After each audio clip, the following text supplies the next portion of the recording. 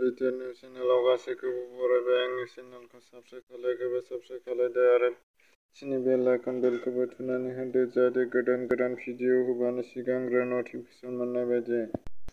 29 नं सोनाब कक्राझार बिधान सभा बियाबनि इउपिपिनि बिजाथि बिथां मनरन्जन ब्रह्मनि सायाव माखासे खोथाखौ खौरांगिरिफोरजों मोगा-मोगि जानायाव बावैसो बिजेपिनिफ्राय फकिराग्रामनिफ्राय देरहासार जालांनाय एमएलए जानानै एम मोननो हानाय अरुण कुमार देबआ माखासे खोथा बुंथिदों खौरांगिरिफोरनि सोंनायाव।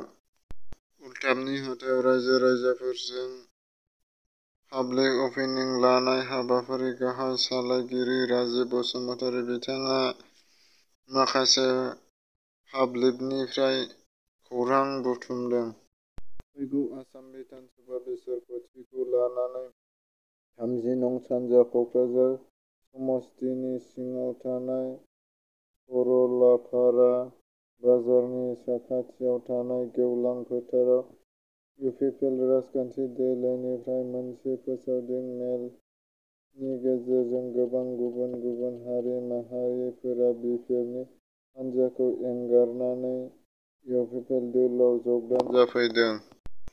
थांनाय सुनिबार 3 एप्रिल खालाराव छत्तीसगढ़नि बिजापुर जिल्लायाव करमेर ओनसोलाव साखाथिनि हाग्रायाव रैखाथि बिफाननि सायाव नक्सलिफोरनि गाग्लोबनायाव सा 5 जवाननि जिउ खहा आरो सा 30 जवानफोरा जोखोम जानायजों लोगोसे दासिमबो सा 20 जवानफोरा गोमानानै दङ।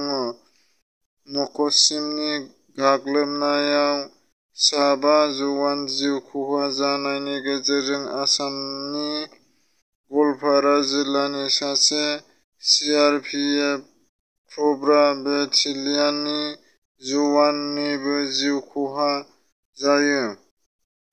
मिथिनो मोननाय बायदिब्ला गवालपारा जिल्लानि दुधनै सोहोरनि सिङाव थानाय दतमा ओनसोलनि फतपारा गामिनि थागिबि सिआरपिएफ कब्रा बेटेलियनखौ बाबलु राभा होननानै मिथिनो मोननाय जादों। सिमोनसापुरिनि मागुरमारि बर' गुदि फरायसालियाव 6थि बैसागु बरायनाय फालिनो साखा-फारा जाबाय। बलिउडनि मुंदांखा फावखुंगुर अशोक कुमार बिथांनि देहायाव कर'ना पजिटिभ मोननाय जादों।